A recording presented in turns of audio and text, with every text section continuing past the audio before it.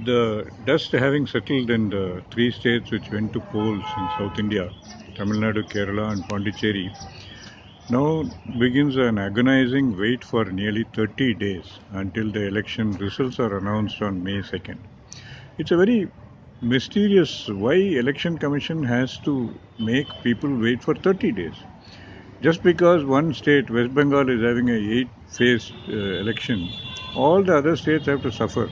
Tamil Nadu, Kerala, Puducherry, Assam, where all the election process has been duly completed. And now you are spending a lot of money safeguarding this electronic voting machines, manpower, and manpower is wasted, and also a lot of money wasted by the state government and the election commission.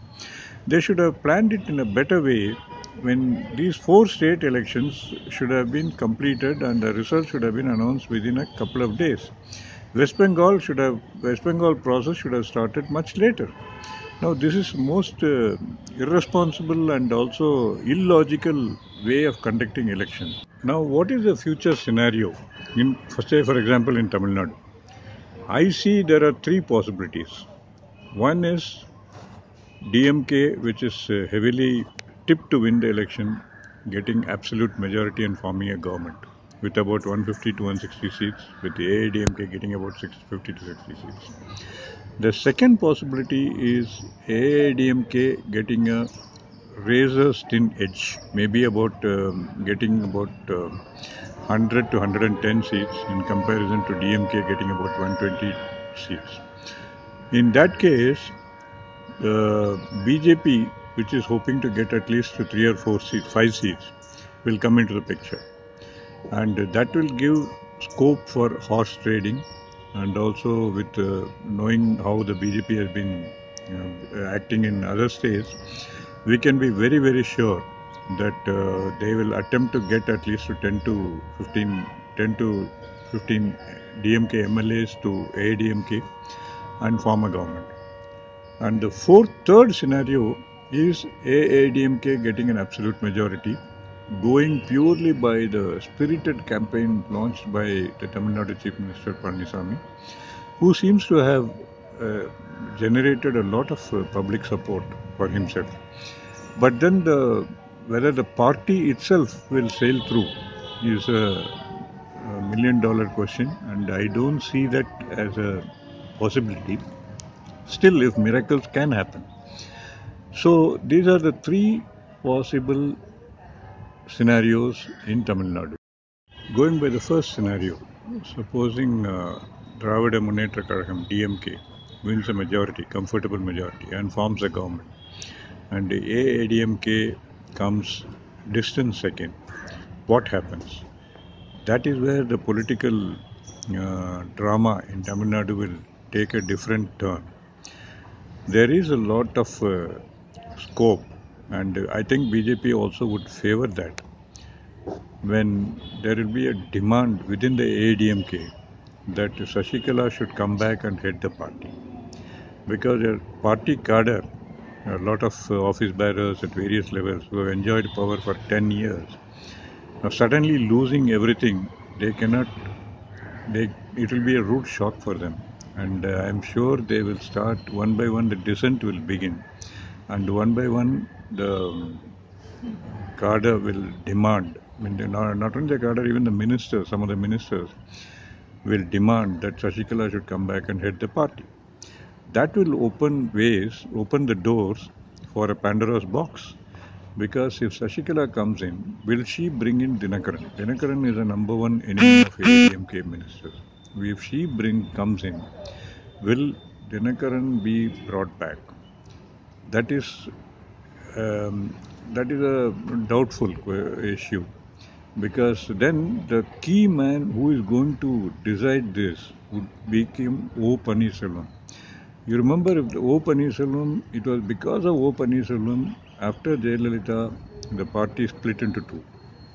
Party which is headed by Edappadi Palaniswamy and the party headed by Dinakaran. So it is again, the focus will now shift back to Panneerselvam. And according to all indications, Mr. Panneerselvam seems to have made up with Shashikala, against whom he raised a rebellion in the beginning. And already some backroom maneuvers are taking place to isolate Palanichami and ministers like Jayakumar and a few others who have been strongly against the Shashikala family. So Pannirselvam might rope in some of the fence sitters like Sellur Raju of Madurai. Then you have Rajendra Balaji, another minister. Then we have Sengotayan, another powerful minister.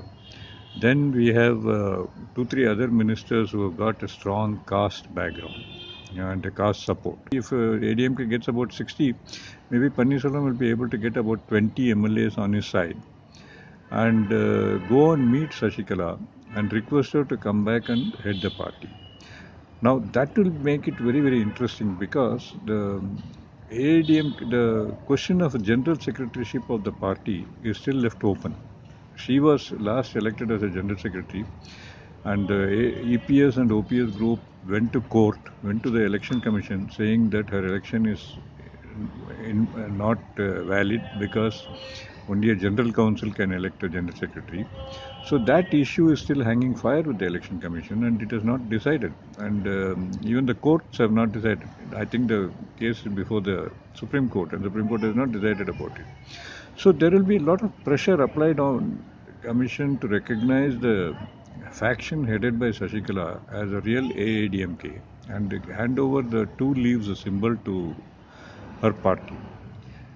If that happens, it will be a big setback for Palaniswamy, who undoubtedly has done a great job holding the party together for last 3.5 years and doing a lot of announcing a lot of welfare schemes for the people. That is a frightening scenario if AIDMK goes back into the hands of Shashikala and her Mannargudi mafia. What happens to DMK government? If Stalin forms a government and becomes the chief minister, will it be stable? I am sure the BJP at the center will not let it have easy. It did not have a easy go. First thing it will do is to change the governor.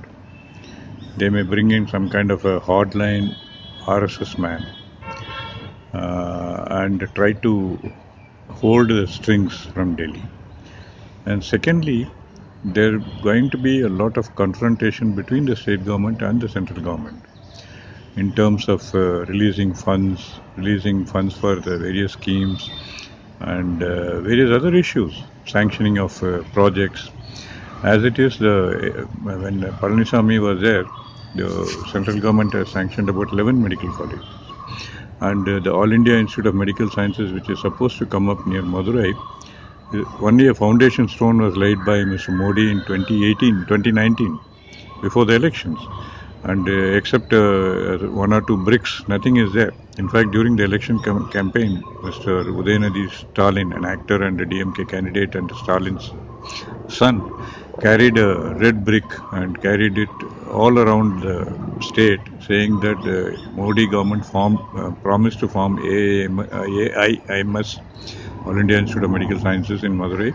Except the foundation stone laid by Modi, nothing else has come up. That proved to be very, very embarrassing to the state government and to the BJP. And in fact, the state government, somebody had even filed a case against Udayanidhi Stalin for stealing the brick. They have taken it to such a ridiculous extent. Now, this might continue because some of the central projects which have been approved may be put on hold, and Stalin may feel the heat. I don't think he has that kind of a acumen which his father Karunanidhi had. So, but of course, Stalin has about 37 MPs with him, both Congress and DMK put together in Lok Sabha. So they might emerge as a very strong force, and it all depends on how BJP looks at the DMK government. But as of now, what I feel is BJP might take a sympathetic view with DMK and try to come closer to DMK if AIDMK weakens terribly, and if both Palaniswamy and OPS lose their grip and Shashikala gains the upper hand.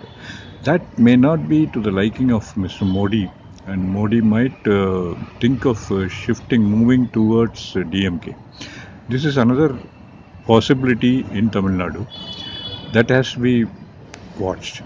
And now what happens in Pondicherry? Puducherry is an important state. Though it is a very small union territory, Puducherry is a very, very important state for BJP because apart from Karnataka, BJP is not in power in any other southern state. And it is in Puducherry where it is trying to form a proxy government by propping up a chief minister who was earlier twice chief minister. BJP might try to might try to operate the Puducherry government like a puppet show. Whether NR Congress headed by Mr. Rangaswamy will play ball with BJP is doubtful because Rangaswamy himself is quite a popular leader and he has been twice chief minister. The only problem is he is contesting, his party is in a tie-up with BJP, and who gets a majority of the seats in the 30-member assembly is important. Supposing BJP gets more seats, then Rangaswamy will be at the mercy of BJP, just like Mr. Nitish Kumar. The scenario of Bihar may be repeated. Just like Nitish Kumar, who is heading a smaller group of MLAs, having to put up with all BJP's tantrums. Whether Rangaswamy will become another Nitish Kumar, that has to be waited and watched. But as of now, the NR Congress, BJP combined, seems to be having a clear edge over the Congress DMK combined in Puducherry. So Puducherry would be an important state for BJP, and who knows, even Kiran Bedi may be brought back there. So because she accomplished her job very well, and in the last few months she was removed, probably just to get more votes, because there were a lot of allegations that she was interfering in the government and all. So this could have been an act of drama also. So that has to be keenly watched.